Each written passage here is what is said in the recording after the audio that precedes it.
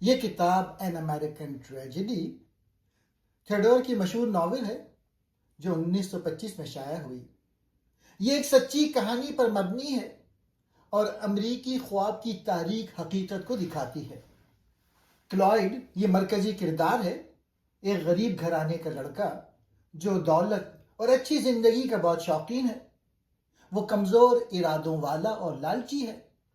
روبرٹا factory میں کام کرنے والی ایک سادہ غریب لڑکی جو کلائڈ سے محبت کرتی ہے۔ سانڈرا یہ ایک امیر، خوبصورت اور ہائی سوسائٹی کی لڑکی جس سے کلائڈ شادی کرنا چاہتا ہے۔ کلائڈ ایک غریب اور مذہبی گھرانے میں پیدا ہوتا ہے۔ اس کے ماں باپ بہت غریب ہیں۔ کلائڈ بچپن سے ہی امیر بننے اور اچھی زندگی گزارنے کا خواب دیکھتا ہے۔ وہ ایک ہوٹل میں بیل بوائے کا کام کرتا ہے۔ وہاں وہ پارٹی، شراب اور غلط صحبت میں پڑ جاتا ہے۔ ایک کار حادثہ ہوتا ہے جس میں ایک لڑکی مر جاتی ہے۔ کلائڈ وہاں سے بھاگ جاتا ہے۔ پھر وہ شکاگو جاتا ہے اور اپنے امیر چچا سیموئل سے ملتا ہے جو نیو یارک میں ایک فیکٹری چلاتے ہیں۔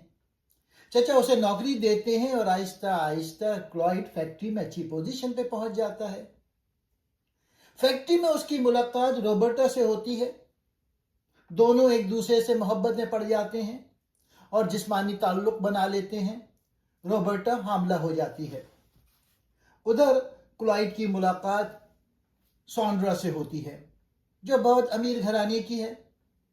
سانڈرا کلائڈ کو پسند کرنے لگتی ہے اور کلائڈ سوچتا ہے کہ اگر سانڈرا سے شادی ہو گئی تو اس کی زندگی سیٹ ہو جائے گی، دولت اور عزت مل جائے گی۔ اب کلائڈ پریشان ہے کیونکہ اس کی پہلی گرل فرینڈ روبرٹا حاملہ ہے اور شادی کا مطالبہ کر رہی ہے۔ کلائڈ روبرٹا کو چھوڑنا چاہتا ہے لیکن روبرٹا کہتی ہے کہ اگر شادی نہیں ہوئی تو وہ سب کو بتا دے گی۔ کلائڈ کا دماغ خراب ہو جاتا ہے۔ وہ روبرٹا کو ایک جھیل پر لے جاتا ہے۔ وہاں کشتی میں بیٹھتے ہیں۔ کلائڈ کا ارادہ روبرٹا کو مارنے کا ہوتا ہے لیکن وہ ہچکچاتا ہے۔ اچانک کیمرے سے روبرٹا کے سر پہ چوٹ لگتی ہے۔ کشتی پلٹ جاتی ہے۔ روبرٹا ڈوب جاتی ہے۔ وہ تیرنا نہیں جانتی تھی۔ کلائڈ اس کی مدد نہیں کرتا اور خود بچ نکلتا ہے۔ یہ حادثہ لگتا ہے لیکن پولیس کو شبہ ہوتا ہے۔ ثبوت ملتے ہیں کہ کلائڈ نے جان بوجھ کر کیا۔ مقدمہ چلتا ہے۔ بہت بڑا ٹرائل ہوتا ہے۔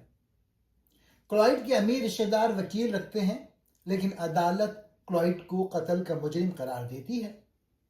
آخر میں کلائڈ کو بجلی کی کرسی پر سزا دی جاتی ہے اور وہ مر جاتا ہے۔ یہ ناول بتاتا ہے کہ امریکی خواب، امیر بننے کی خواہش کس طرح ایک کمزور انسان کو تباہ کر سکتی ہے۔ معاشرے میں امیر اور غریب کا فرق، لالچ اور غلط فیصلے انسان کو برباد کر دیتے ہیں۔ یہ ناول 100 سال پرانا ہے لیکن آج بھی لوگ اسے کلاسک اور عظیم کہتے ہیں۔ اس کی کچھ وجہ ہیں۔ پہلی، امریکی ڈریم کی تاریک حقیقت۔ بہت سے ناول امریکن ڈریم، امریکہ میں غریب سے امیر بننے کا خواب کو خوبصورت دکھاتے ہیں لیکن یہ ناول اس کا اندھیرا چہرہ دکھاتا ہے۔ کلائڈ غریب ہے لیکن پیسہ، شہرت اور امیر لڑکی کی طرف بھاگتا ہے۔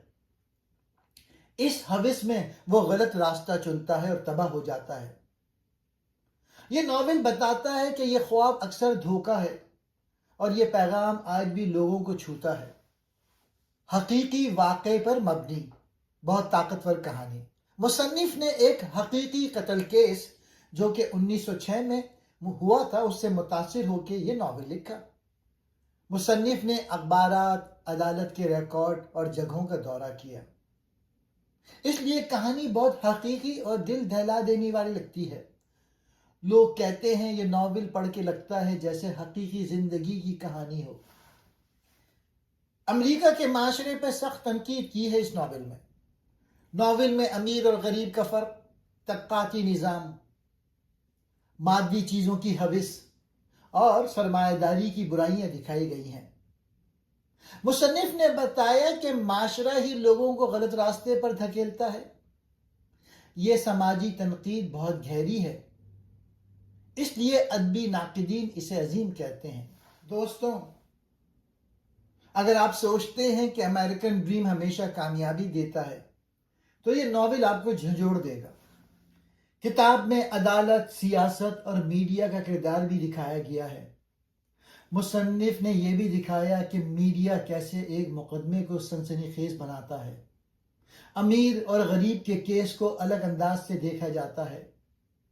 عدالتی نظام کبھی کبھار تعصب پر چلتا ہے۔ یہ ناول صرف محبت یا قتل کی کہانی نہیں بلکہ پورے امریکی نظام پر تبصرہ ہے۔ ناول آج بھی یونیورسٹیوں میں پڑھایا جاتا ہے۔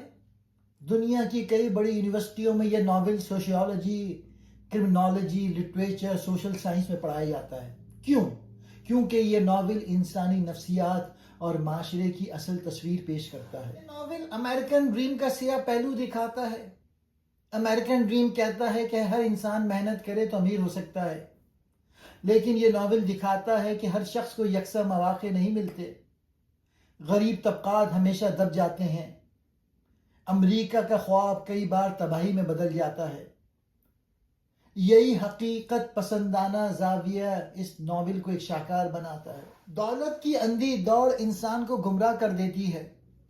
کلائڈ غریب تھا، لیکن امیر لوگوں کی زندگی دیکھ کر اس کے دل میں بھی یہی خواہش بھر گئی کہ وہ بھی ایسا ہی بنے۔ یہ خواہش رفتہ رفتہ لالچ میں بدل گئی اور اسی لالچ نے اسے غلط فیصلوں تک پہنچایا۔ پیغام یہ ہے کہ اگر انسان خواہشات پر قابو نہ رکھے تو خواہشات اسے برباد کر دیتی ہیں۔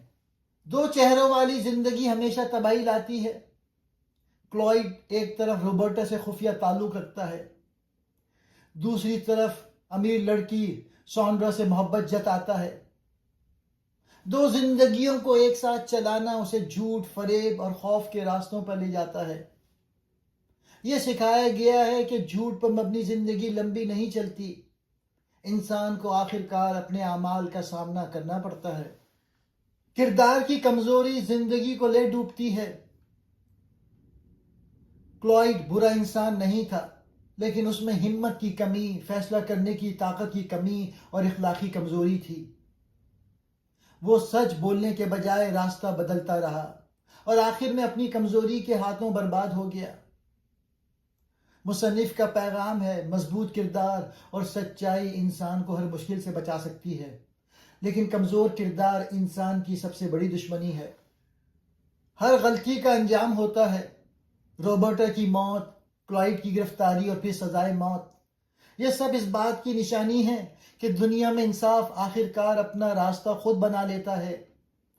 جو بیج انسان بوتا ہے ایک دن وہی کاٹتا بھی ہے۔ یہ ناول آج کے دور کے سوشل میڈیا کلچر سے کیسے ملتا جلتا ہے، جہاں ہر کوئی دوسرے کی پرتعیش زندگی دیکھ کر ویسے ہی بننا چاہتا ہے۔